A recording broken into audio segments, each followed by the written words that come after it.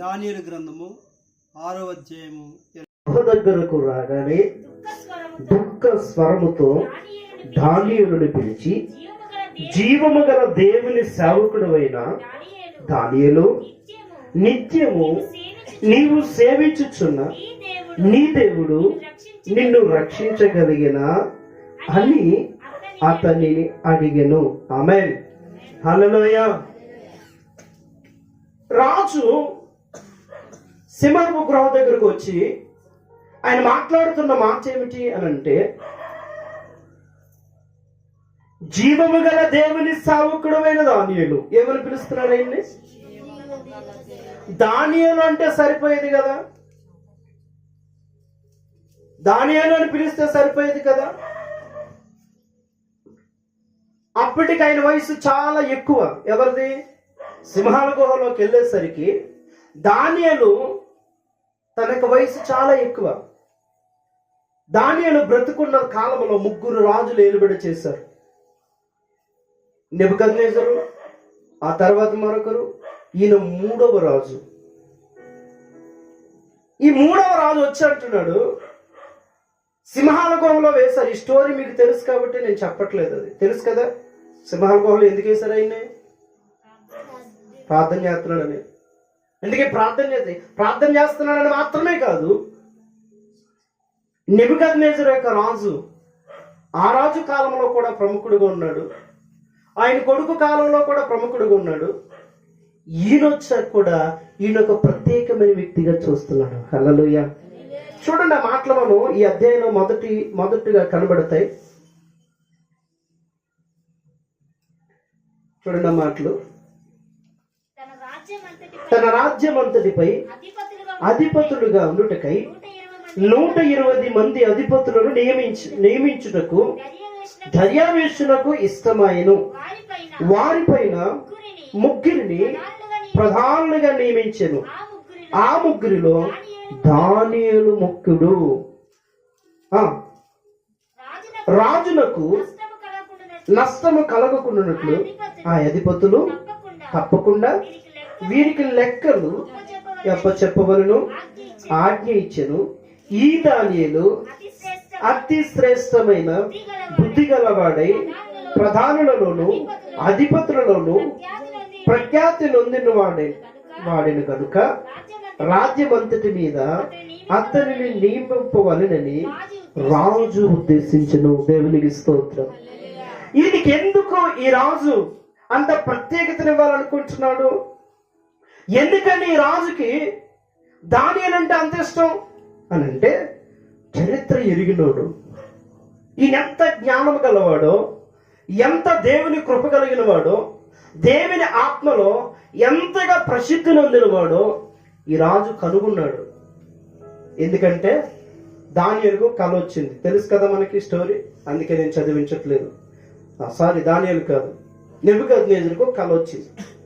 కల వస్తే ఆ కల రాగానే అందరినీ పిలిచాడు, రే నాకు కల వచ్చింది, మీరు అర్థం చెప్పాలి. ఓకే సార్ చెప్తాం, మీ కళ ఏంటో చెప్పండి అంటే, లేదు నేను కళ మర్చిపోయాను. హల్లెలూయా. కళ మర్చిపోయానంటే, అయ్యో మీరు కళ చెప్తే మేము వెంటనే అర్థం చెప్పేవాళ్ళమే అని వీళ్ళు చెప్తే, ఆయన అంటాడు, లేదు నేను కళ మర్చిపోయాను, మీరు కళ చెప్పాలి, దాని అర్థం కూడా చెప్పాలి. లేదా మీకు 4 రోజులు టైం ఇస్తున్నాను, బబులోనులో జ్ఞానులు అనేవాడిని, జ్యోతిష్కుడు అనేవాడిని ఎవ్వరిని నేను బ్రతకనివ్వను అన్న. ఈ మాట తెలిసిన దానియేలు ఆ సైన్యాధిపతికి కబురు పంపించి, అయ్యా నాకు కొంచెం టైం ఇవ్వండి, నేను చెప్తాను. హల్లెలూయా అని ఇంటికి వెళ్ళి తన ఫ్రెండ్స్ తో చెప్పాడు. 3 షద్రక్, మేషక్, అబేద్నెగోలు. వాళ్ళతో చెప్పాడు, ఇదిగో రాజులకు నేను ఇలాంటి వాగ్దానం చేస్తాను, ఆయన కళ చెప్పాలి, దాని అర్థం కూడా చెప్పాలి, మీరు ప్రార్థన చేయండి అని ఈయన ప్రార్థన చేయమని చెప్పి 3 ఫ్రెండ్స్కి వెళ్ళి తాను కూడా ప్రార్థన చేయడం ప్రారంభించాడు. ప్రారంభించినటువంటి ఆ ప్రార్థన దానియేలు ఆ రాత్రి దేవుడు దర్శనం ముందు మొత్తం వివరంగా చెప్పాడు. దానియేలుకి వివరంగా తెలుసు. తను ఉదయాన్ని గౌరవించాడు, రాజా నేను అర్థం చెప్పడానికి వస్తున్నాను, నీ కళ చెప్పడానికి వస్తున్నాను అనేసరికి ఆ రాజు కూర్చున్నాడు. మాట్లాడాడు. ఏం జరిగిందంటే, రాజా నువ్వు బ్రహ్మాండమైన ప్రతిమను చూసావు కదా, ఆ ప్రతిమను నువ్వు చూసావు కదా, దాని తల బంగారం కదా అని ఇలా వివరాలన్నీ చెప్పేసరికి ఎస్ అదే నేను చూసాను. అయితే దీని అర్థం ఏంటి అనేసరికి, నువ్వు బంగారంలో అంటోడు, నీ తర్వాతోడు ఇండిలో అంటోడు వస్తాడు, ఆ తర్వాతోడు ఇత్తళ్ళు అంటోడు వస్తాడు, ఆ తర్వాత రాజ్యాలు ఎలా ఉంటాయి తెలుసా, ఇనుము మట్టి లాంటిది ఉంటది. ఇలా రాజ్యాలు మారిపోతాయి రాజా, దేవుడు నీకు ముందుగా చూపించాడు. హల్లెలూయా. దీని అర్థాన్ని కనుగొన్నాడు. ఆయన కూడా దానియేలుకు మంచి ప్రాముఖ్యతనిచ్చాడు. అయిపోయింది, ఆయన చనిపోయాడు. ఆయన కొడుకు వచ్చాడు. ఆయన కొడుకు కూడా జరిగింది ఏంటో చూద్దాం. చూడండి ఒకసారి. ఆయన కొడుకు కూడా ఒక విషయం జరుగుతుంది. 5వ అధ్యాయం. బెల్తెషాజరు, రాజుకు బెల్తెషాజరు, 5వ అధ్యాయం, దానియేలు గ్రంథం 5వ అధ్యాయం. ఈయనంట, నేను చెప్తాను వినండి, ఈయనంట 1000 మంది అధిపతులకు, అంటే అందరికీ కాదు, 1000 మంది తన రాజ్యంలో అధిపతులకి అందరికీ విందు చేయాలని తలంచి ఆ రాత్రి విందు చేయడం ప్రారంభించాడు. రాత్రి వచ్చిన ఆలోచన ఏంటో తెలుసా, వాళ్ళ నాన్నగారి కాలంలో ఇశ్రాయేలు దేశంలోంచి తెచ్చినటువంటి దేవుని మందిరం నుంచి తెచ్చిన ఆ వస్తువులన్నీ తీసుకొచ్చి వాటిలో ద్రాక్షరసం పోసి తాగాలని ఈయనకు ఆలోచన వచ్చింది. ఈ ఆలోచన వచ్చి రావడం తరుణరే తీసుకురండి అని తీసుకొచ్చారు. ఆయన అధిపతులు, భార్యలు, ఆ తర్వాత ఉపపత్నులు అందరూ అట్లో పోసుకొని తాగుతూ చూస్తూ ఉన్నారు. ఈయనకి గోడ మీద లైట్ వెలుగులో ఒక మానవ హస్తం వేలొచ్చి ఏదో రాసింది. అది ఈయనకి అర్థం కాలేదు. అది చూడగా ఈయన ముఖం వికారం అయిపోయింది, వెన్నుపూస కదిలిపోయింది. ఈయనకి అర్థం కావట్లేదు. వెంటనే పార్టీ ఆపేశాడు, వాయిద్యాలు ఆపేశాడు, మొత్తం విందు ఆపేశాడు. ఆపేసి, అయ్యా దీని అర్థం నాకు చెప్పండి అంటే, అందరూ వచ్చి చూస్తున్నారు, ఎవరికి అర్థం కావట్లేదు. అది ఎవరికే అర్థం కావట్లేదు. ఆ రాత్రి తలబట్టేసుకున్నాడు. అసలు ఏంటిది, నాకెందుకు కనపడింది, ఆ రాత్రి ఏంటి, ఒక మనిషి రాలేదు, ఓ లేకపోతే ఇంకోటి ఏది కాదు, కేవలం ఒక హస్తం వచ్చింది, రాసింది, వెళ్ళిపోయింది. అసలు ఏంటో నాకు అర్థం కావట్లేదు. భయపడిపోయాడు రాజు. అప్పుడు రాజు తల్లిని ఎందుకంటున్నానంటే, అక్కడ ఉంటది, రాణులను, రాజు యొక్క ఉపపత్నులను విందులోనే ఉన్నారు.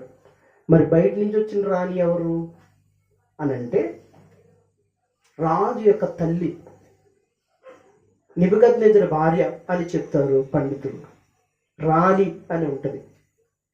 రాణి లోపలికి వచ్చి, నువ్వెందుకు అలా అయిపోతావు, అలా అయిపోకు, మీ తండ్రి కాలంలో దానియేలు అని ఒకడు ఉన్నాడు.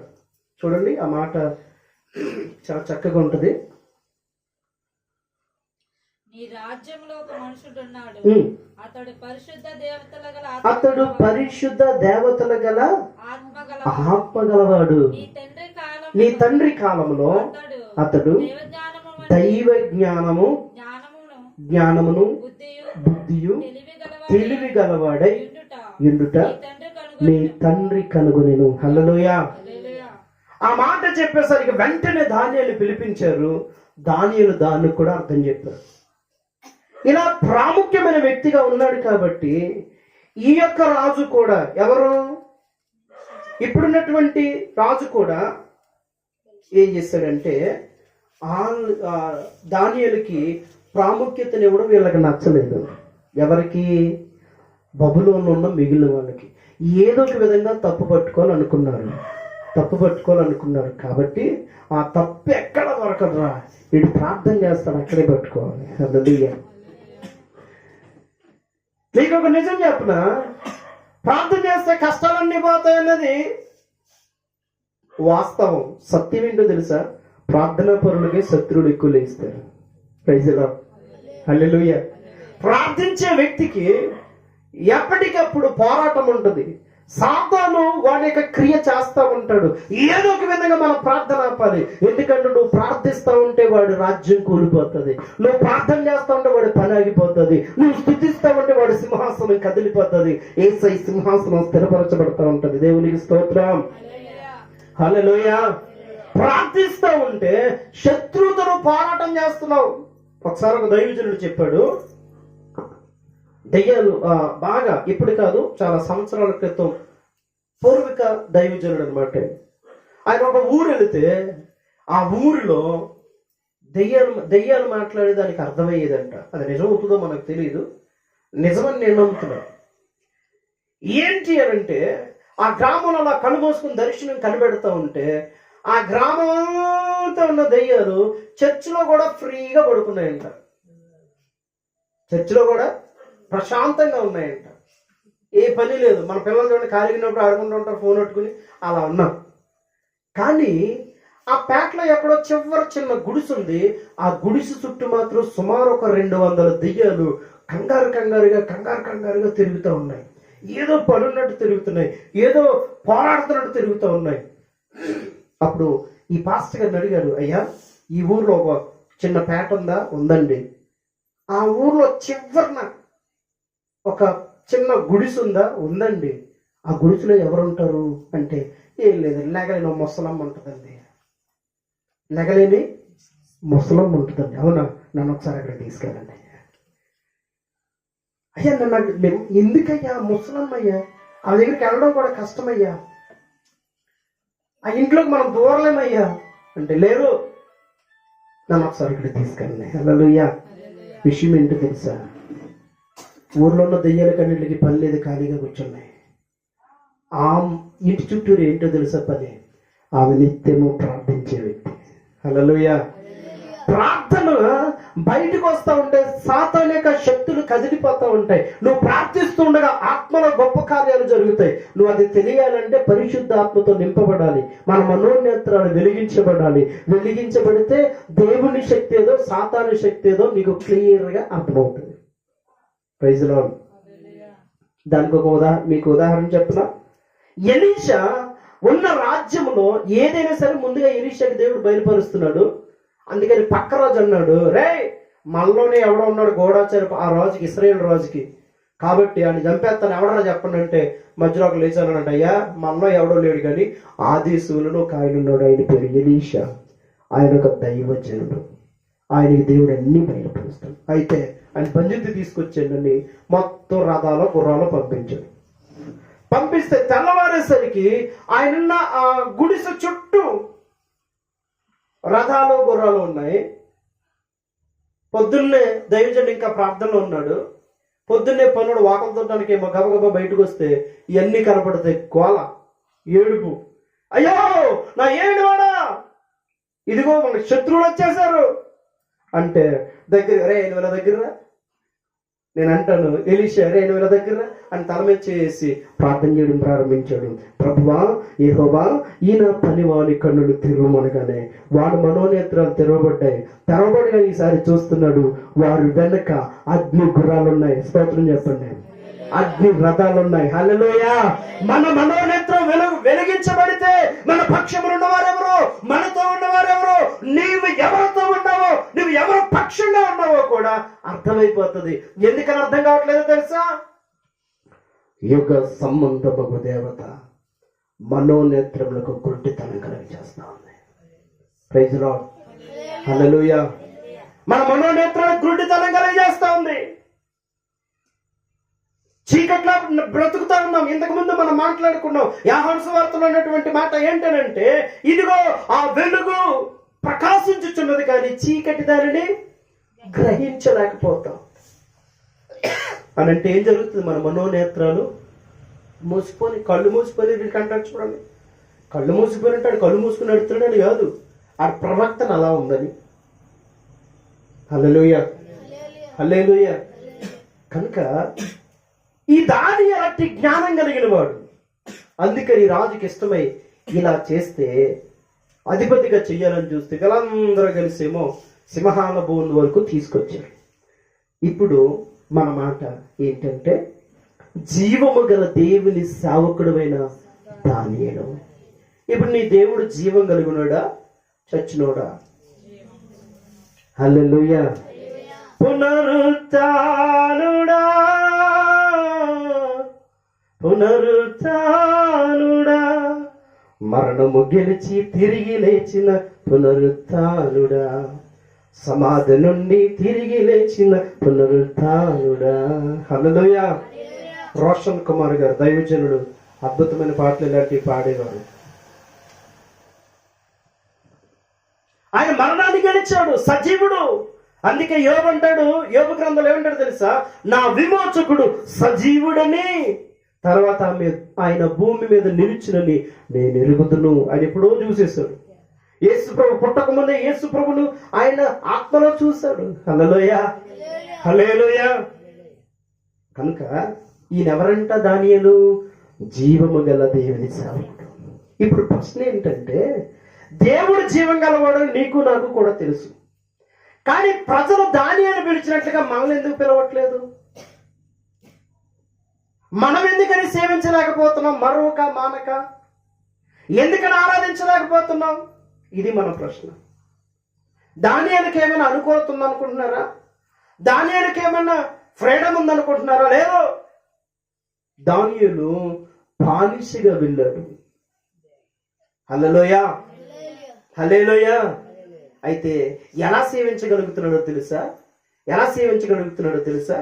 దైవజనుడు బెరక ప్రవచనాత్మక పరిచర్యని ఇదిగోగాను. ఈయన ఒక మాట చెప్తాడు తన పుస్తకంలో. ఏంటో తెలుసా?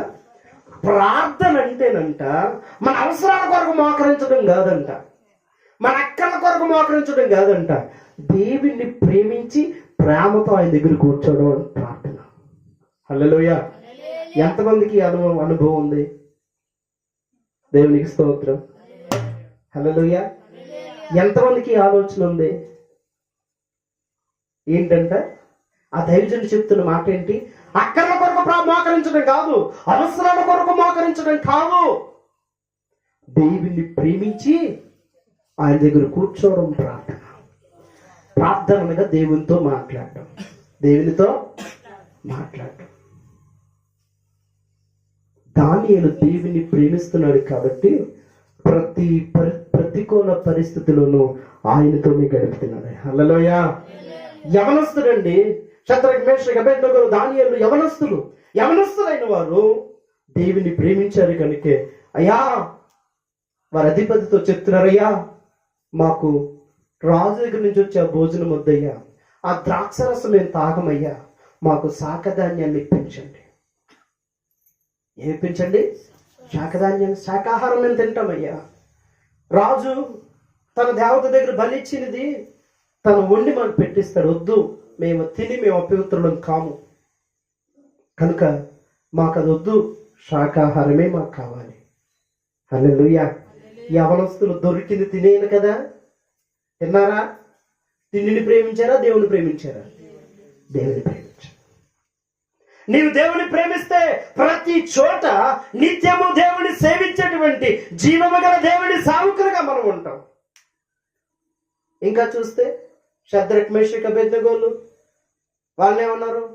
పెద్ద బొమ్మ చేసి ఇదిగో దీనికి నమస్కారం చేయకపోతే అగ్నిగుండంలో వేసేస్తా అన్నారు.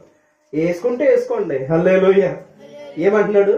వేసుకుంటే వేసుకోండి. నేను ముగ్గురు ఏం సమాధానం చెప్పారు? వేసుకుంటే వేసుకోండి, మేము మాత్రం నమస్కారం చెయ్యము. దేవుని ప్రేమించారా? వారు ప్రాణాలను ప్రేమించారా? దానియేలు కూడా తన జీవితంలో ఇట్టి శాసనము సంతకము చేయబడినని దానియేలు ఎరిగి యెరూషలేము తట్టు కిటికీలు తలుపులు తెరిచి ఉండగా ముమ్మారు మోకాళ్ళుండి తన దేవుని స్తుతించుచు ప్రార్థన చేయించు వచ్చెను. దేవునికి స్తోత్రం. హల్లెలూయా. ఏం చేస్తున్నాడంట? దేవుణ్ణి స్తుతిస్తా ప్రార్థన చేస్తున్నాడు. మన ప్రార్థన ఎలా ఉంటుందో తెలుసా? ప్రారంభించగానే ప్రభువా నాకు ఇచ్చేయి, హల్లెలూయా, దించేయి, ఇచ్చేయి. మనకు ఎవడన్నా శత్రువు ఉండాడు, కొట్టేయి. ఇదే ప్రార్థన. దించేయి, ఇచ్చేయి, చెద్ద కొట్టే. దేవునికి స్తోత్రం. కానీ దానియేలు ప్రార్థన చేస్తున్నాడు, స్తుతిస్తా ఉన్నాడంట. ప్రార్థనలో తన దేవుని స్తుతిస్తా ఉన్నాడు, ఘనపరుస్తా ఉన్నాడు. మనం అలాంటి ప్రార్థన చేయగలుగుతున్నామా? లేదు. చివరికి వస్తున్నాను, వినండి. దేవుని జీవము గల దేవుని సేవకుడైన దానియేలుని పిలిచాడని అంటే నిత్యము దేవుని ప్రేమించే వ్యక్తిగా ఉన్నాడు. హల్లెలూయా. మనం దేవుని ప్రేమించే వారిగా ఉండాలి. అందుకనే దైవజనుడు ఒక పాట పాడతాడు కదా, ప్రేమలో పడ్డాను నేను, ప్రేమలో పడ్డాను, నా యేసు ప్రభుని ప్రేమలో పడ్డాను. హల్లెలూయా. మనం యేసయ్యను ప్రేమించే వారిగా ఉండాలి. ఆయన ఇచ్చే వాటిని కాదు. ఈ రోజున క్రైస్తవం ఎలా ఉందనంటే, ఏది వస్తుందంటే దాని కొరకే పరుగు, అక్కడ వస్తుందంటే అక్కడ పరుగు, ఎక్కడ వస్తుందంటే ఎక్కడ పరుగు. అంతేగాని దేవుని కొరకు పరిగెత్తుతూ ఉన్నామా? దేవుని ప్రేమించి పరిగెత్తుతూ ఉన్నామా? అందుకే బైబిల్లో ఒక చోట పత్రికలు ఏం రాస్తారో తెలుసా? ఈ జీవిత కాలం మట్టుకే క్రీస్తునందు విశ్వాసం ఉంచి వారి మైతున మనుషులందరికంటే దౌర్భాగ్యమగును. హల్లెలూయా. అర్థమైందా? ఈ లోకంలో దేన్నో ఆశించి దేవుని దగ్గరికి వస్తే, దేన్నో ఆశించి దేవుని ఆరాధిస్తే, దేన్నో ఆశించి కనుక దేవుని దగ్గర మనం పరిచర్య చేస్తే, లేకపోతే పని చేస్తే ఏమంటానంటే ఒకరోజు మనుషులందరికంటే, అంటే నువ్వు ముఖ్యమైనది వదిలేసావు. ఏ వదిలేసావు? ముఖ్యమైనది వదిలేసావు. అసలైంది వదిలేస్తాం మనం. దేన్ని పట్టుకుంటున్నావు? గింజలన్నీ వదిలేసి పొట్టు ఎత్తుకున్నాడంట అప్పుడు. ఎందుకంటే అది ఎక్కువ వస్తుంది, తేలిగ్గా ఉంటుంది, మోసుకుపోవడానికి అన్నాడంట. హల్లెలూయా. గింజలు అయితే బరువుగా ఉంటాయి కదా. భర్త మొయ్యగండా మొయ్యలేడు కదా. పుట్టు అయితే మరికొన్ని ఊరుకొని తెచ్చుకోవచ్చు. లోకము పొట్టు లాంటిది, ఒకరోజు కాలిపోద్ది. హల్లెలూయా. దేవుని ప్రేమించడం అంటే నిత్యము సేవ. ఏ స్థితిలోనైనా సరే దానియేలు సేవిస్తూ వచ్చాడు. ఒక రాజు సాక్ష్యం ఇస్తున్నాడు, జీవము గల దేవుని సేవకుడైన దానియేలు. మనం గుర్తించగలుగుతున్నామా? మనల్ని సమాజం గుర్తించగలుగుతా ఉందా? మీరు ఎవరి సేవకులు ఇలా అన్ననేమనుకోవాకండి. ఎవరో ఒక సేవకుని పేరు చెప్పుకుంటారు, ఒక సంస్థ పేరు చెప్పుకుంటారు. ఒక బ్రదర్ నాతో మాట్లాడాడు. ఆయన అంటున్నారు, ఒక చర్చి బోర్డు చెప్పారంట. ఆ బోర్డు కింద ఉంటేనే, ఆ పేరు ఎందుకు చెప్పట్లేదని భేదాలు వస్తాయి, ఉంటేనే అది మాత్రమే నిజమైనది, అది మాత్రమే పరలోకం వెళ్ళేది. ఇవన్నీ కరెక్ట్ కాదు అంటున్నాడంటే ఆయన. కొంతసేపు ఆయనకు కూడా మనసు అలాగే పీకిందంట. కొంతసేపు ఆయనకు కూడా, నాకు కూడా మనసారా పీకింది బ్రదర్ అన్నాడు. తర్వాత కొన్ని వచ్చిన ఎత్తి చూపించాడు. అయ్యో అమ్మ కట్ చేసే ఖచ్చితంగా. అలాంటి సహవాసాలు మనకి అవసరం లేదు. ఈ రోజు ఏమైందంటే, ఏదో ఒకటి ఇప్పుడు మన పేరు ఉందనుకోండి, ఏసై సహవాసం ఉందనుకోండి, ఈ చర్చకొస్తేనే పరలోకం, లేకపోతే లేదు. చెత్త కూడా చెవి మూసేస్తాను ఎవరితోన్నా మాట అన్నారు కనుక. హల్లెలూయా. ఏసైతో సహవాసం అంటే అందరూ దేవునితో సహవాసం చేయాలన్నది ఉద్దేశం తప్ప, దీని కిందకు వస్తేనే ఇదే మహిమ మేఘము అంటారు కొంతమంది. నా తండ్రి అయి కాదయ్యా. హల్లెలూయా. హల్లెలూయా. అర్థమవుతుందా? నీవు ఏదో ఒక బోర్డుని కాదు పరిచయం చేయాల్సింది. నిన్ను చూసిన వారు ఇతడు జీవము గల దేవుని సేవకుడని చెప్పాలి. నువ్వు దేవుని జీవము గల దేవుని బిడ్డమని చెప్పాలి. నిన్ను చూస్తే దేవుని యొక్క జీవము, దేవుని యొక్క సన్నిధి, దేవుని యొక్క ప్రసన్నత ప్రజలు గుర్తించగలగాలి. హల్లెలూయా. దానియేలు అట్టివాడిగా ఉన్నాడు. దానియేలు దేవుని ప్రేమిస్తున్నాడు. దేవుని ప్రేమిస్తే మాకేంటండి? దేవుని ప్రేమిస్తే మాకేంటండి? దానియేలు దేవుని ప్రేమించాడు. ఏముంది? పెళ్లి లేదు, భార్య లేదు, బిడ్డలు లేదు, ఏమీ లేదు. హల్లెలూయా. చూడండి దేవుని ప్రేమిస్తే ఏంటో. రోమపత్రిక 8వ అధ్యాయము 28వ వచనం.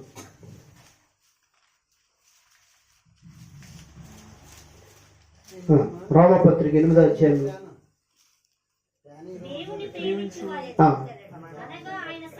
దేవుని ప్రేమించు వారికి అనగా ఆయన సంకల్పము చొప్పున పిలువబడిన వారికి మేలు కలిగిటకై సమస్తము సమకూడి జరుగుచున్నవని ఎరుగుదము. దేవునికి స్తోత్రం. హల్లెలూయా. దేవుని ప్రేమిస్తే మాకేంటని అంటావు? ఏమి ఉండదు. కానీ ఒక సమయం వస్తుంది, సమస్తము దేవుడే సమకూరుస్తాడు. దేవునికి స్తోత్రం. అబ్రహాము దేవుని ప్రేమించాడు, కొడుకుని ప్రేమించలేదు. అబ్రహామా, నీకు ఒక్కడైన కొడుకుని నాకు తీసుకొచ్చి బలిచ్చే అన్నాడు. టెస్ట్. అబ్రహాముని టెస్ట్ చేయడం ప్రారంభించాడు. ఏంటి, అన్ని సంవత్సరాలు అయినా సరే మళ్ళీ టెస్ట్ చేస్తాడా? ఎస్, చేశాడు. కొండ మీద తీసుకెళ్ళాడు, కట్టెలు పేర్చాడు, కొడుకుని కాళ్ళు చేతులు కట్టేసి పెట్టాడు, కత్తెత్తాడు బలి ఇవ్వడానికి. దేవుడు ఆకాశం నుండి మాట్లాడదు, అబ్రహామా ఆ చిన్నవాడి మీద చేయవేకు, ఇందుని బట్టి నువ్వు దేవునికి భయపడువాడు అని నేను నమ్ముతున్నాను. హల్లెలూయా, హల్లెలూయా.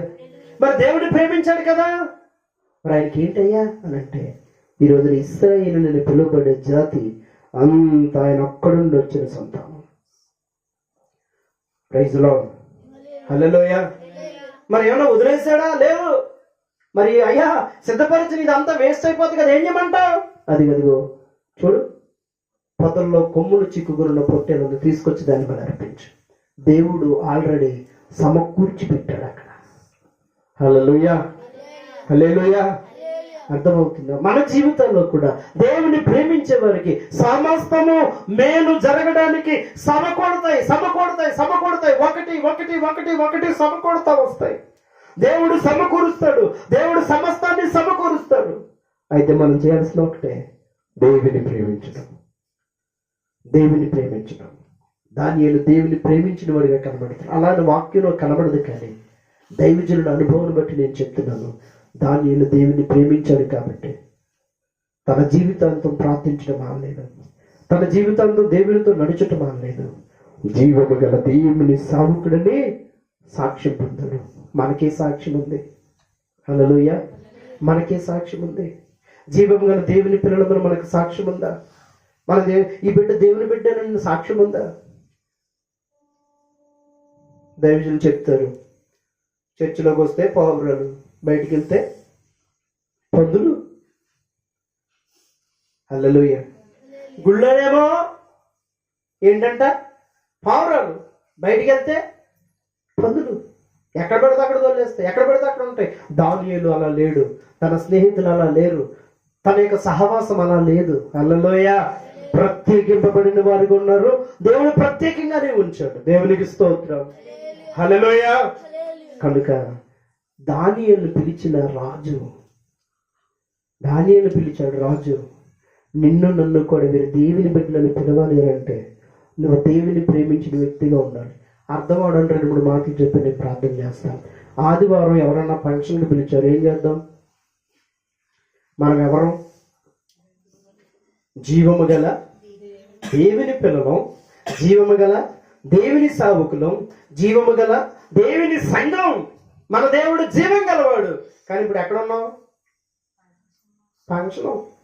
ఎలా పోతే బాగోదు. హల్లెలూయా, హల్లెలూయా. నువ్వు ఎవరిని ప్రేమించేప్పుడు దేవుణ్ణా చుట్టాలన్నా మనం? మీరు ఎలా చెప్తే కుదరదు. మరి దేవునికి స్తోత్రం. కుదరకపోయినా మరి వాక్యం ఇదే. అలాంటి బంధాలు బాంధవ్యాలు వద్దంటున్నాడు యేసయ్య. లేదే, నీ రక్త సంబంధికి మొక్కము తిప్పవద్దని ఉంది కదా బైబిల్లో. నిన్ను వల్ల నీ పొరుగుని ప్రేమించిన వాడు మాత్రమే కాదు, తన సహోదరుని ప్రేమించిన వాడు, కనిపించే సహోదరుని ప్రేమించిన వాడు కనబడని దేవుడిని ఎలా ప్రేమించగలడు అంటుంది కదా బైబిల్. వద్దంటుందా బంధాలు? వద్దనట్లేదు, వద్దనట్లేదు. కానీ నువ్వు దేవుని బిడ్డవు కదా, నువ్వు దేవునికి మొదటి స్థానం ఇవ్వు. మొదట నువ్వు దేవుని ప్రేమించు, మొదట నువ్వు దేవునికి ప్రాముఖ్యతనివ్వు. అప్పుడు వాళ్ళే గ్రహిస్తారు, అమ్మో ఈరోజు ఆదివారం పలానా బిడ్డ రాదు, కానీ నీకు చెప్పడం అన్నా మానేస్తారు, లేదా నీ కోసం వాళ్ళు డేట్ అన్నా మార్చుకుంటారు. మొదట కష్టపడతావు, మొదట ఇబ్బంది పడతావు, కానీ తర్వాత ఖచ్చితంగా వాళ్ళు తెలుసుకుంటారు. హల్లెలూయా, హల్లెలూయా. కనుక మనం ఎలా ఉండాలి? జీవము గల దేవుని సావుకులు, దేవుని పిల్లలు, దేవుని సంఘం, దేవుని సైన్యం. నీవు ఎక్కడెక్కడో ఉండడానికి వీల్లేదు, ఎవరెవరితోనూ ఉండడానికి వీల్లేదు. దేవుడు నీకంటే ఒక ప్రత్యేకతనిచ్చాడు, దేవుడిని ఒక ప్రత్యేకమైన వ్యక్తిగా ఉంచాడు. అందుకే అంటాడు మత్తయి సువార్తలో అంటాడు ఏమని, మీరు లోకమునకు వెలుగై ఉన్నారు. వెలగాల్సినవే ఆ రోజు ఆరిపోయి ఆలతో వెళ్ళిపోతే. హల్లెలూయా. కొంతమంది ఇంకా కొన్ని ఉంటాయి కార్యక్రమాలు, అవన్నీ చెప్పడం సాధ్యం కాదు. కానీ దేవుని బిడ్డవు నువ్వు ప్రత్యేకంగా ఉండాలి. నువ్వు జీవం గల దేవుని బిడ్డవి. అందుకే దానియేలుకి ఆ రాత్రి జరిగింది ఏంటో తెలుసా? సింహాలంట ఫాస్టింగ్ ఉన్నాయి. ఒక ఆయన ఇలా చెప్పాడు, ఏం చేసినాయి? సింహాలంట ఉపవాసం అంట రాత్రి. ఆ రాత్రి అంతా సింహాల ఉపవాసం. దేవుడు అన్నాడంట, ఇదిగో ఈ నైట్ మీకు ఉపవాసం, కానీ రేపు పొద్దున ఫుల్ డిన్నర్. హల్లెలూయా. ఏంటంట? Full meals. ఇంకా అనగానే అవి దేవుని మాట విని దానియేలు ఏం చేయలేదు, మౌనంగా కూర్చున్నాయి. ఉదయం వరకు ఓపికట్టే. ఉదయం దానియేలుని రాజు బయటికి తీయించేశాడు. రే, దానియేలు మీద నేరం మోపిన వారు ఎవరు? వారి ఫ్యామిలీతో సహా తీసుకురండి, వాళ్ళ పిల్లలతో సహా తీసుకురండి. అందరినీ తీసుకొచ్చి అందులో పడేస్తే జరిగింది ఏంటో తెలుసా? దానియేలు రాత్రి అంతా కనీసం నాకనన్నా నాకలేదు, కొరకనన్నా కొరకలేదు కదా. సింహపు గుహ లోపలికి రాకముందే వారిని మిఠాయిలు అట్టుకుని వెళ్ళిపోయి తినేసి వారి ఎముకలు కూడా కొరికి పొడి చేసినంట. హల్లెలూయా. రాత్రి దేవుని మాట విని రాత్రి ఒక్క దానియేలుని వదిలేస్తే ఉదయం ఫ్యామిలీ వచ్చేసింది. దేవునికి స్తోత్రం. ఎన్ని ఫ్యామిలీలో బైబిల్లో రాయలేదు, వారి కుటుంబాలను రాయబడింది అక్కడ. వారి భార్యలు, వారి పిల్లలు, బహువచనం వాడాడు. ఒక ఫ్యామిలీ కాదు, 2, 3, 4 మనకు తెలీదు. ఆయన మీద కుట్ర పడిన వాళ్ళందరూ, నీవు జీవము గల దేవుని బిడ్డవైతే కనుక అపవాది నీ మీద ఎన్ని కుట్రలు పడినా తిరిగి ఆయన ఎత్తిరేయబడుతుంది. హల్లెలూయా. దుష్టుడంట గొయ్యి తవ్వి ఆ గుంటలో ఆడేబడతాడు. Praise lord. హల్లెలూయా. కనుక దేవుని పిల్లలారా, మన దేవుడు జీవం గల దేవుడు. నువ్వు జీవము గల దేవుని సైన్యములో ఉన్నావు. నువ్వు జీవము గల దేవుని సావుకునిగా, సావుకురాలుగా ఉండాలి. సావుకురాలు అంటే పాటరం అనుకున్నారు. హల్లెలూయా. హల్లెలూయా. సేవించడం అని అంటే నిత్యము ఆరాధించే వాళ్ళని సేవించడం అంట. Praise lord. హల్లెలూయా. ఈ కొన్ని పదాలు తెలుగు తర్జుమాలలో చాలా కొన్ని ఏం చేస్తారంటే మనకన్నీ ఒకేలా అనిపిస్తాయి. కాదు. సేవించడం అని అంటే సేవకులు మాత్రమే కాదు. సేవించడం అని అంటే నిత్యము దేవుని ఆరాధించేవాళ్ళు, దేవుని ప్రేమించేవాళ్ళు, దేవుని సేవకులు. హల్లెలూయా. మీరు ఫలానా ఆరాధికులు, ఫలానా సేవకులు. దేవునికి స్తోత్రం. కనుక జీవము గల దేవుని సేవకుడమైన దానియేలును పిలిచినటువంటి లోక సంబంధమైన వాడు ఈరోజు నిన్ను నన్ను ఏమని పిలుస్తున్నారు? అయ్యా, నీకు తగినట్లుగా నేను జీవిస్తున్నానా? అయ్యా, క్రైస్తవుడు అని పేరు పెట్టుకున్నాను, నాలో క్రైస్తవత్వం ఉందా? క్రీస్తు తత్వం ఉందా? క్రీస్తు ప్రేమ ఉందా? క్రీస్తు శక్తి ఉందా? హల్లెలూయా. హల్లెలూయా. రాత్రి పూట ఏదైనా పీకురుకున్నట్టు కనపడితే చాలు, పొద్దున్నే పారిపోతే ఎక్కడికే కట్టించుకోవడానికి. దేవుని శక్తి ఉందా? జీవం గల దేవుణ్ణి ఎక్కడ తీసుకెళ్తున్నావు? హల్లెలూయా. రాత్రి ఏదైనా కాస్తంత ఏదో గోడ మీద నీడ కనపడితే చాలు భయం. నీవెవరు? జీవము గల దేవుని బిడ్డవు కదా. ప్రార్థన చేసే అవసరం మీద యేసు నామములో పో అంటే అది పారిపోవాలి కదా. బైబిల్ చెప్తుందిగా, దేవునికి లోబడి ఉండండి, దుష్టుని ఎదిరించండి, వాడి మీ వద్ద నుంచి పారిపోతాడు. అది కదా నీ జీవితం. మరి మనం ఏం చేస్తున్నాం? జీవం గల దేవుని పిల్లలని పేరు పెట్టుకుని మనం చచ్చినోళ్ళ బ్రతుకుతున్నాం. నో, ఈ రోజు నుంచి అలా బ్రతకడానికి వీల్లేదు. నీకు జీవము గల దేవుని బిడ్డవి. హల్లెలూయా. సింహములు నోరు మూసిన దేవుడు, ఎర్ర సముద్రం తీర్చిన దేవుడు, బండ నుండి నీళ్ళు ఇచ్చిన దేవుడు, ఆకాశం నుండి మన్నాను కురిపించిన దేవుడు, చనిపోయిన లాజరును లేపిన దేవుడు, నీళ్లను ద్రాక్షరసంగా మార్చిన దేవుడు, ఆయన చనిపోయి మరలా పునరుత్థానుడై లేచి ఆరోహణమైన దేవుడు, ఆయన నజరేయుడైన యేసు క్రీస్తు. ఆ జీవము గల దేవుని బిడ్డలుగా మనం ఉందాం. అట్టి కృప దేవుడు దయచేయను గాక. ఆమేన్. 10 నిమిషాలు లేచి నిలబడి చిన్న ప్రార్థన చేద్దాం.